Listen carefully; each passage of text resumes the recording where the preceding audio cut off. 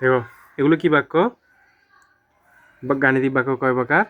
খোলা বাক্য, বদ্ধ বাক্য। বদ্ধ বাক্য কয় প্রকার? সত্য বাক্য, মিথ্যা বাক্য। বদ্ধ বাক্য হচ্ছে 2 প্রকার, আর খোলা বাক্য তো 1 প্রকারই। দেখো এগুলো সব কি বাক্য? এগুলো সবগুলো খোলা বাক্য। খোলা বাক্য। আর এগুলো কি বাক্য? বদ্ধ বাক্য। বদ্ধ বাক্য। আর এটা কি বাক্য? মিথ্যা বাক্য। মিথ্যা বাক্য। তাহলে আবার এই দুইটা একসাথে কি বাক্য? সত্য মিথ্যা বাক্য। সত্য মিথ্যা বাক্য নাকি বদ্ধ বাক্য? বদ্ধ বাক্য। বদ্ধ বাক্য। এই দুইটা মিলে একসাথে কি বাক্য? দুইটা মিলে একসাথে কি বাক্য? বদ্ধ বাক্য। বদ্ধ বাক্য। হ্যাঁ, আর এটা হচ্ছে কি? খোলা বাক্য। এগুলো সবগুলো হচ্ছে কি? খোলা বাক্য। এগুলো খোলা বাক্য কেন? সবগুলোতে অজানা রাশি আছে। সবগুলোতে অজানা রাশি আছে। যেসব বাক্য দেখে আমরা সত্য বাক্য নাকি মিথ্যা বাক্য বুঝতে পারবো না, সেসব বাক্য হচ্ছে কি বাক্য? খোলা বাক্য। বড় করে বলো। খোলা বাক্য। ঠিক আছে? আর এগুলো হচ্ছে কি বাক্য? সমানের সমানের এই পাশে যা, এই পাশেও তা। দেখো 4 6 24, হ্যাঁ, এদিকেও 24। হ্যাঁ, দেখো এই পাশ সমান এই পাশ। ঠিক আছে?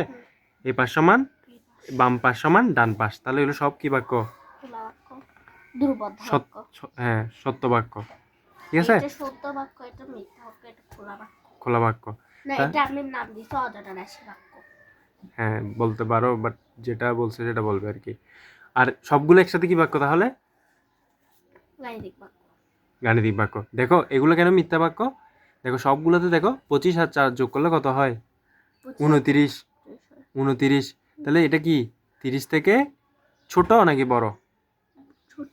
হ্যাঁ, ছোট। ছোট। কিন্তু এখানে বলতেছে কি?